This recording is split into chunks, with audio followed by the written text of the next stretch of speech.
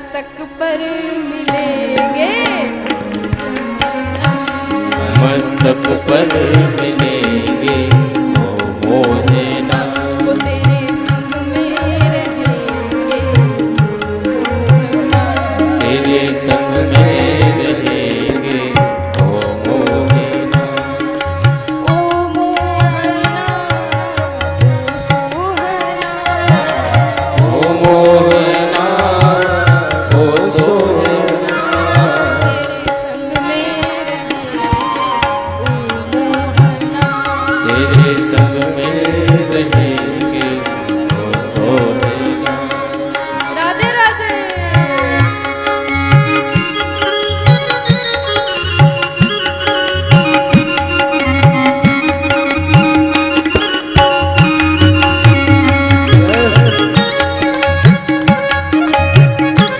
भक्त वत्सल भगवान की।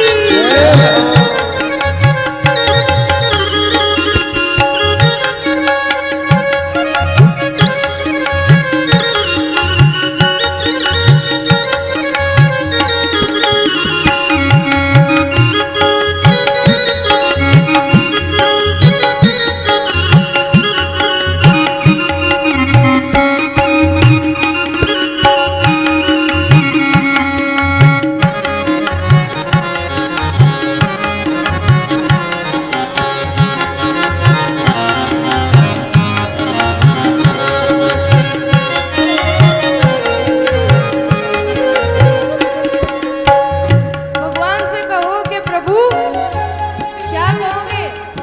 वो तुम पुष्प बनो मैं धागा बनूं, तुम पुष्प बनो मैं धागा बनूं। तुम पुष्प बनो मैं धागा बनूं। तुम पुष्प बनो मैं धागा बनूं। फिर क्या होगा? माला में मिलेंगे, मोहना माला में मिलेंगे मोहना। वो तेरे संग में रहेंगे, तेरे संग में रहेंगे मोहना।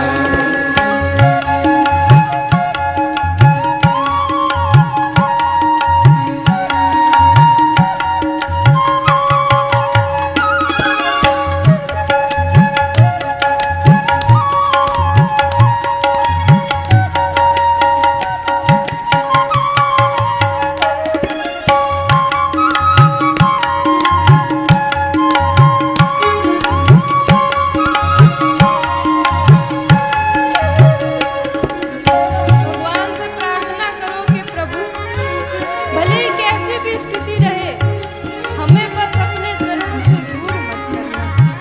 भले ही कहीं भी रखो लोगे, हम रहने को तैयार हैं, किसी भी स्थिति में रख लो। भगवान से कहो कि प्रभु मैं क्या बनूंगा? वो तुम मुरली बनो मैं तान बनो, तुम मुरली बनो मैं तान बनो।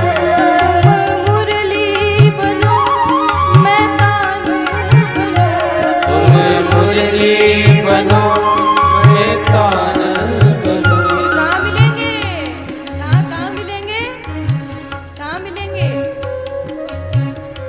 अधरों पे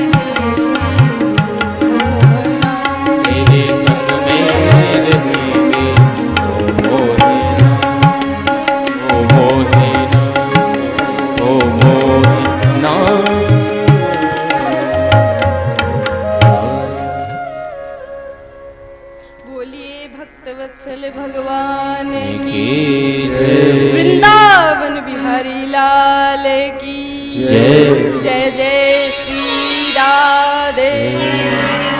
श्याम। तो जब नारद जी ने समझाया कि हाँ, आप तो बस भगवान के चरणों का ध्यान करो, दुख अपने आप चला जाएगा, और आप तो उनकी प्राण वल्लभा हो।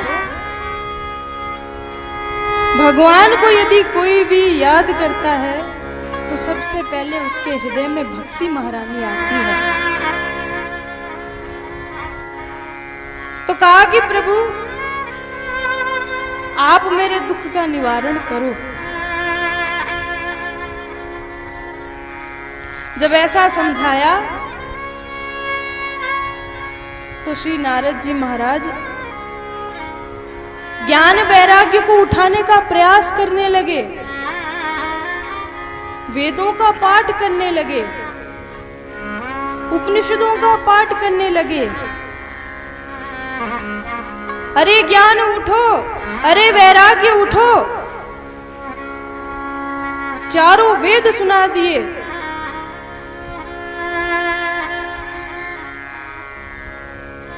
गीता का पाठ सुना दिया, परंतु महाराज जैसे जैसे पाठ सुनाते वैसे वैसे चेतना आती, परंतु जैसे ही पाठ सुनाना बंद करे फिर अचेत होकर के पड़ जाते, फिर जमाई ले और महाराज फिर लेट जाए। ऐसा बहुत देर तक चला।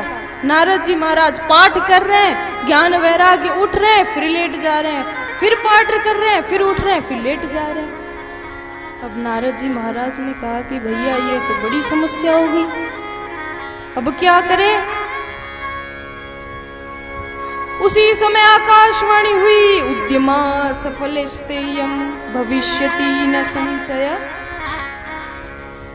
आकाशवाणी ने कहा कि नारद जी महाराज चिंता मत करो, उद्यमा सफलस्तेयं, उद्यम करो, सत्कर्म करो।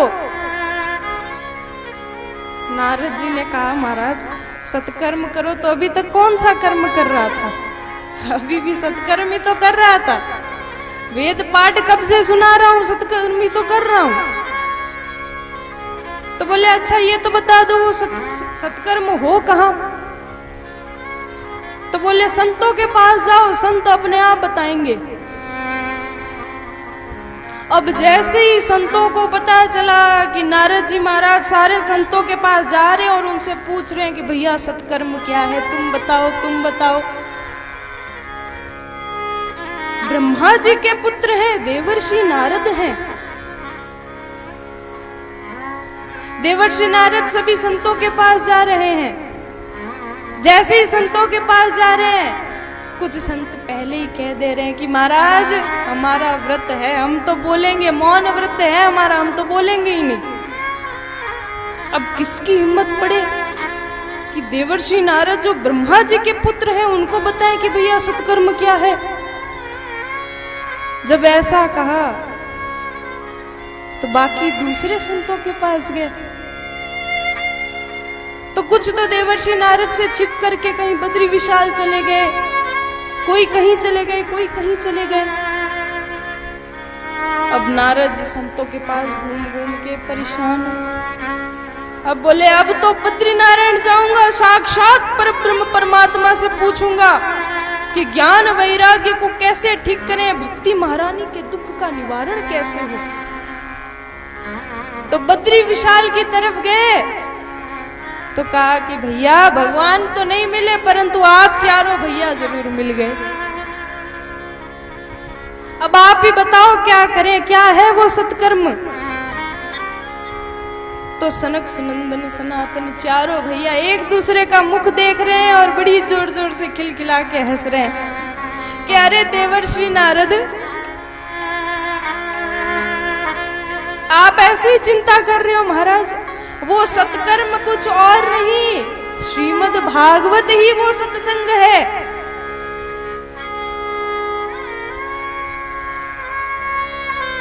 जब ऐसा कहा तो नारद जी ने कहा कि महाराज मैंने सारे वेद सुना दिए,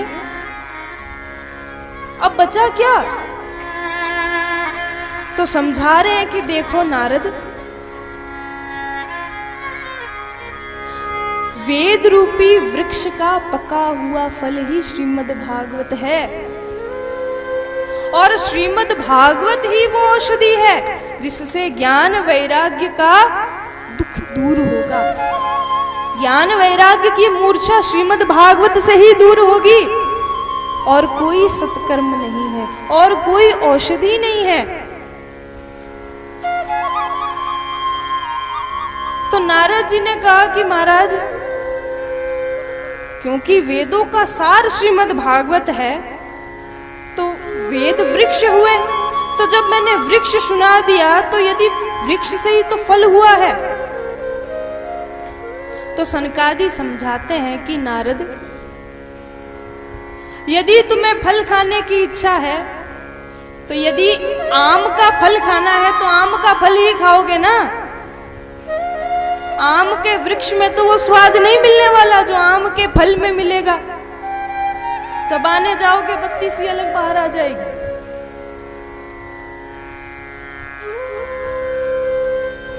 और कह रहे हैं, 3 उदाहरण बताए हैं कि जिस प्रकार दूध से ही घी बना है, परंतु यदि पूड़ियां छाननी हो, घी खत्म हो गया तो ऐसे थोड़ी कहोगे कि भैया दूध से ही घी बना है तो दूध में ही पूड़ियां छान लो। तो जो वस्तु जिस कार्य से होनी है वो निश्चित है उसी से ही होगी। समझाया कि श्रीमद् भागवत ही वो सत्कर्म है जो ज्ञान वैराग्य की मूर्छा को दूर करेगा। तो नारद जी ने कहा कि भैया तब तो आप चारों से अच्छा कोई सुना भी कौन सकता है भागवत। आप ही चलिए, आप ही कथा सुनाइए और भक्ति महारानी के इस दुख का निवारण करिए प्रभु। तो कहा कि अच्छा तो बताओ फिर कथा हो कहां। गंगा द्वारे समीपे तू तटमानंद नामकम। गंगा द्वार यानी गंगा द्वार यानी हरिद्वार। अच्छा, यदि विचार करें तो सनकादि ये भी कह सकते थे कि भैया हरिद्वार, गंगा द्वार ही क्यों लिखा? गंगा द्वार इसीलिए लिखा क्योंकि यदि हरिद्वार कहोगे तो जो विष्णु जी के जो महादेव के भक्त हैं वो कहेंगे कि ये हरिद्वार नहीं, ये हरद्वार है, क्योंकि हरिद्वार से होकर ही कैलाश की ओर जाया जाता है। तो जितने भी भोलेनाथ के भक्त हैं वो कहेंगे कि भैया ये हरिद्वार नहीं, ये हरद्वार है, क्योंकि हमारे महादेव के पास जाने का रास्ता यहीं से ही है। और यदि हरिद्वार कहोगे तो भगवान विष्णु के जो मानने वाले हैं वो कहेंगे कि भैया ये हरिद्वार नहीं, ये हरिद्वार है, क्योंकि यहीं से बद्री विशाल जाया जाता है। इसीलिए मान लो सनकादिकों ने कहा है कि ये हरिद्वार भी है और ये हरिद्वार भी है। अच्छा, हरिद्वार कैसे, हरिद्वार कैसे?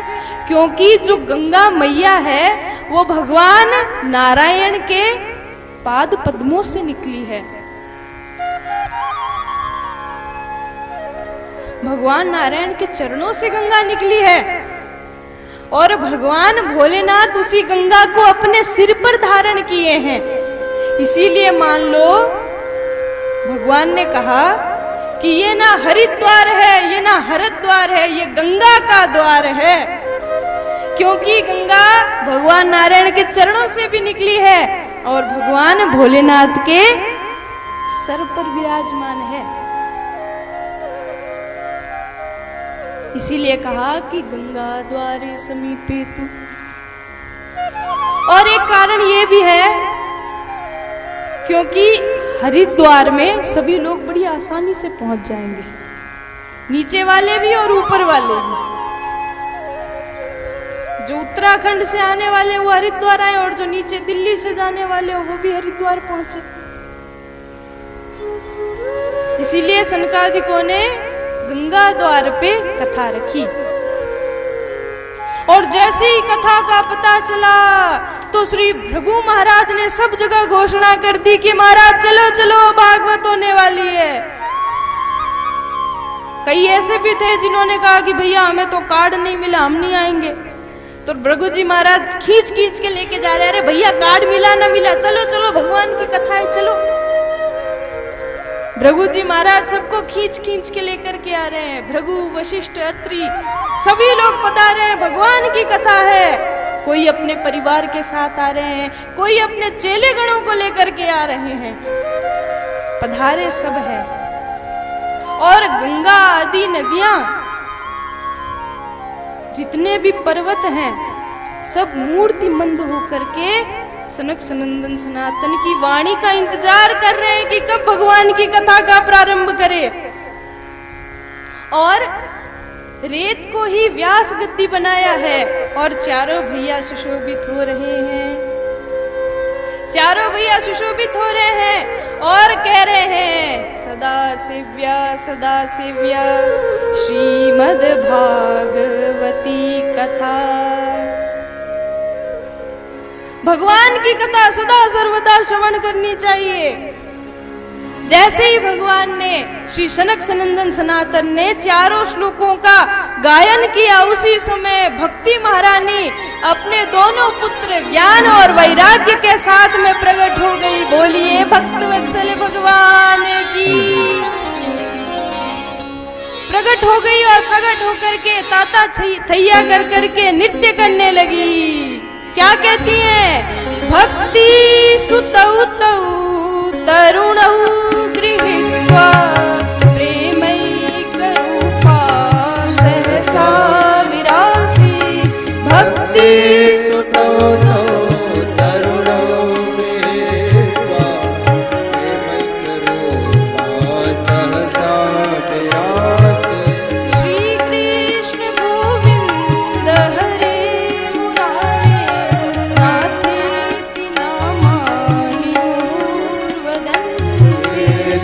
कृष्ण गोविंद हरे मुरारे नाथेति नामानि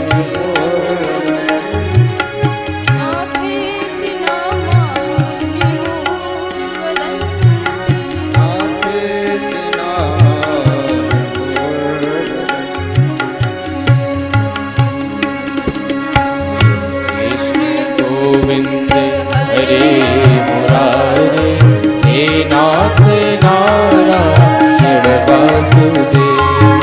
श्री कृष्ण गोविंद हरे मुरारे हे नाथ नारायण वासुदेवा। श्री कृष्ण गोविंद हरे मुरारे हे नाथ नारायण वासुदेवा। श्री कृष्ण गोविंद नाथ नारायण वासुदेवा। श्री कृष्ण गोविंद हरे मुरारे हे नाथ नारायण वासुदेवा। श्री कृष्ण गोविंद हरे मुरारे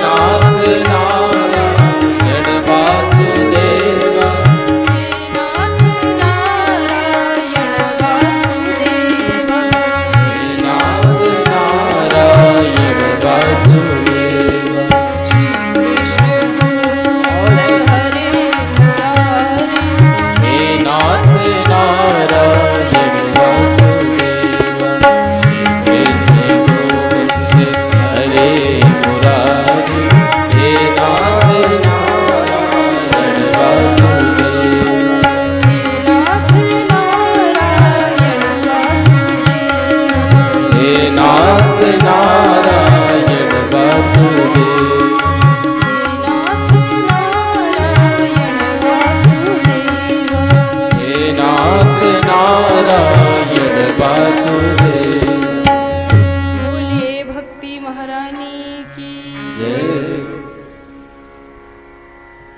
तो उसी समय भक्ति मैया अपने दोनों पुत्र ज्ञान और वैराग्य के साथ में प्रकट हो गई। प्रकट हो गई और पूछने लगी कि प्रभु ये बताओ कि मैं कहाँ रहूं, मेरा स्थान तो दो।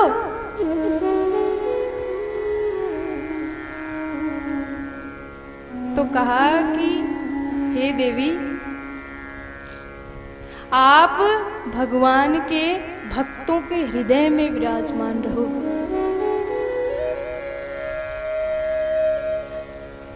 तो जो भगवान के परम भक्त हैं, आप उनके हृदय में जाकर के विराजमान हो जाओ। तो जब ऐसा कहा तो भक्ति महारानी गदगद हो गई।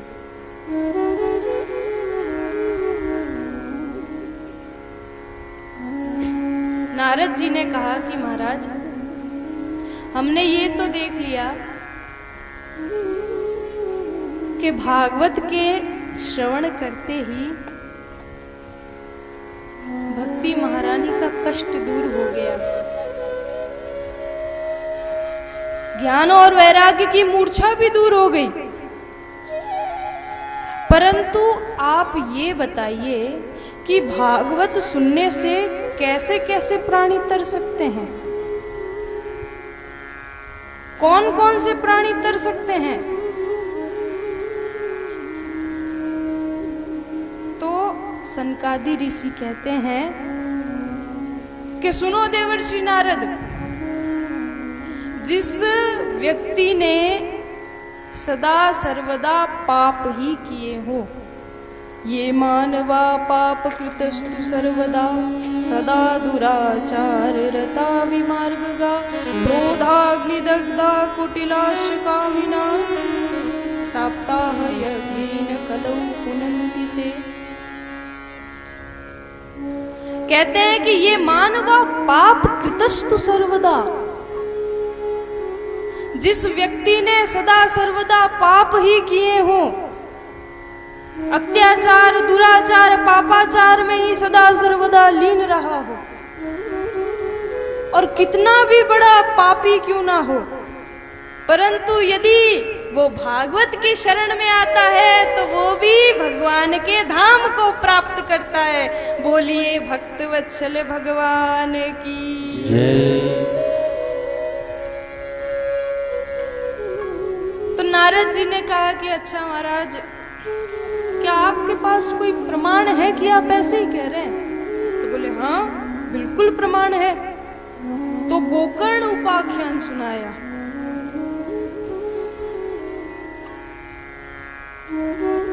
तुंगभद्रा तटे पूर्वम अभूत पुत्तनम उत्तमम। तुंगभद्रा नदी के तट पर एक ब्राह्मण रहते थे, नाम है आत्मदेव शास्त्री। बड़े विद्वान बड़े ज्ञानी हैं महाराज, परंतु उनकी जो पत्नी है देवी धुंधुली, वो जब तक लड़ाई झगड़ा न करते उसका खाना पचता ही नहीं था। हर समय पड़ोसियों के साथ में उसका कभी इस पड़ोसी से झगड़ा तो कभी उस पड़ोसी से झगड़ा, हर जगह उसका झगड़ा ही झगड़ा महाराज। परंतु फिर भी आत्मदेव जी बेचारे ब्राह्मण थे और ऊपर से शांत स्वभाव के थे, तो किसी प्रकार से गाड़ी चल रही थी। अब गाड़ी तो चल रही थी परंतु घर में संतान नहीं थी। आत्मदेव जी महाराज बड़े चिंतित रहते थे कि महाराज घर पे संतान नहीं है। और गृहस्थ जीवन में जब तक पुत्र ना हो तब तक क्या आनंद है महाराज। तो चले गए सीधा वन में कि आज वन में जाकर के अपने प्राणों को त्याग दूंगा। नदी के किनारे चले गए, जोर जोर से विलाप कर रहे हैं, रुदन कर रहे हैं। और उसी समय एक संत भगवान चल करके आए। संत भगवान के कानों में आवाज पड़ी कि कोई चिल्ला रहा है, विलाप कर रहा है। अब संत भगवान को लगा कि भैया जंगल में तो कोई भगवत रसिक ही आया होगा, भगवान की प्राप्ति के लिए ही आया होगा, इसीलिए जोर जोर से रुदन कर रहा होगा। तो जैसे ही ऐसा सुना, कानों में जोर जोर से विलाप सुनाई दिया तो गए। अरे बेटा क्या हुआ, क्यों रोता है? जैसे ही गए तो बोले कि महाराज मत पूछो, बेटा दे दो। संत भगवान ने कहा कि क्या कह रहा है, मुझे तो लगा जंगल में आया होगा भगवान को प्राप्त करने के लिए, तुम तो कह रहे हो बेटा दे दो। अरे छोड़ो इन संसार की चीजों में, अब वन में आए हो तो भगवान का ध्यान करो।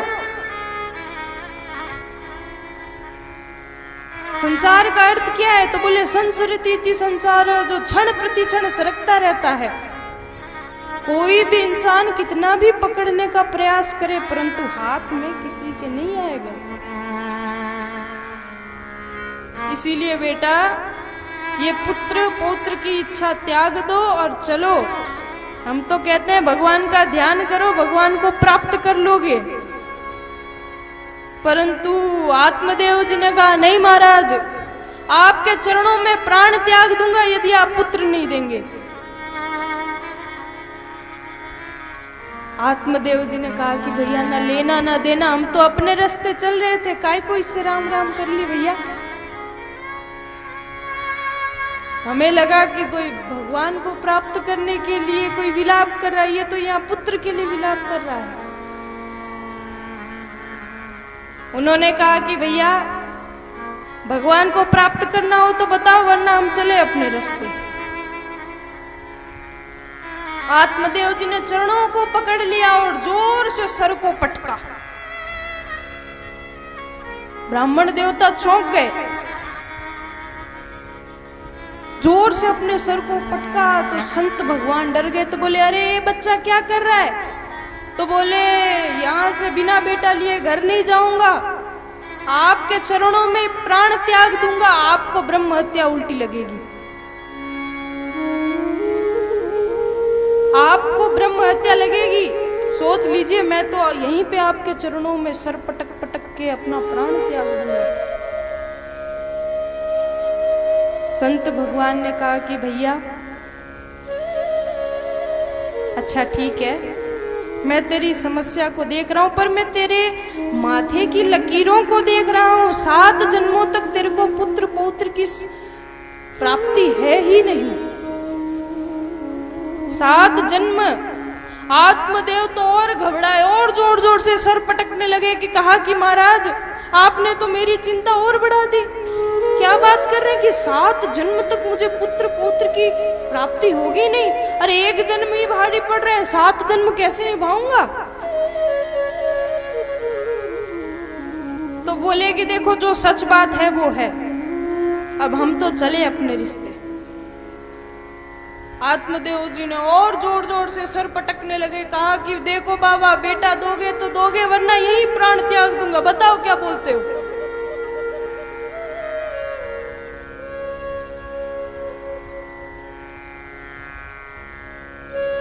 संत भगवान ने कहा कि लगता मानेगा नहीं, तो एक फल निकाला और मंत्र से जप करके और उसको दे दिया कि ले अपनी पत्नी को दे देना, तेरे घर पे एक बहुत ही विद्वान बालक पैदा होगा। अब तो आत्मदेव जी महाराज बड़े प्रसन्न हुए, फल को लेकर के दौड़े दौड़े धर्मपत्नी के पास गए और द्वार पे ही खड़े खड़े चिल्लाने लगे कि अरे देवी सुनती हो, बाहर आओ। अब क्योंकि देवी जो धुंधली जी है वो तो है थोड़ी उल्टी बुद्धि की, उन्हें लगा कि सुबह के गए हुए हैं, अभी आए होंगे कि अच्छा माल पानी लेके आए होंगे, किसी के यहाँ पूजा पाठ करके बढ़िया माल पानी चकाचक लेके आए होंगे महाराज। दौड़ी दौड़ी आई और कहा कि हाँ प्रभु बताओ बताओ आज कितना क्या हुआ? तो बोले कितना क्या हुआ? अरे क्या पूछती है, मैं तो फल बल लाया हूं, संत भगवान ने दिया, इसको खा ले तेरे को बेटा हो जाएगा। हमारे घर में सुंदर सुंदर बेटा होगा, हमारे घर में भी किलकारियां होगी। छोटे से बालक की जल्दी से फल खा ले, संत भगवान का प्रसाद है, गारंटी है बच्चा जरूर होगा।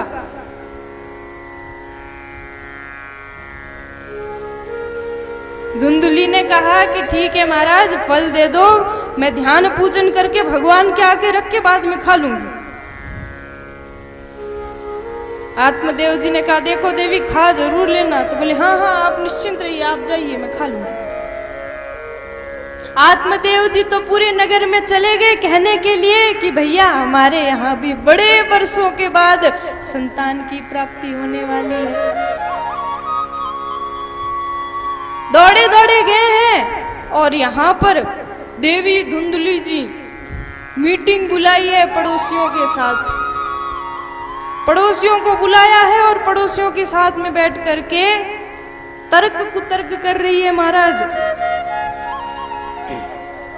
कह रही है कि देखो पता नहीं सुबह के गए हुए शाम को आए, ला करके फल दे दिया, कह रहे खा लो बेटा हो जाएगा। अरे भाई बेटे को गर्भ में रखूंगी, ज्यादा भोजन पानी भी नहीं कर पाऊंगी। गर्भवती स्त्री ज्यादा भोजन पानी नहीं करती है, सीमित होता है उनका। और कहा कि भोजन नहीं कर पाऊंगी, कमजोर हो जाऊंगी।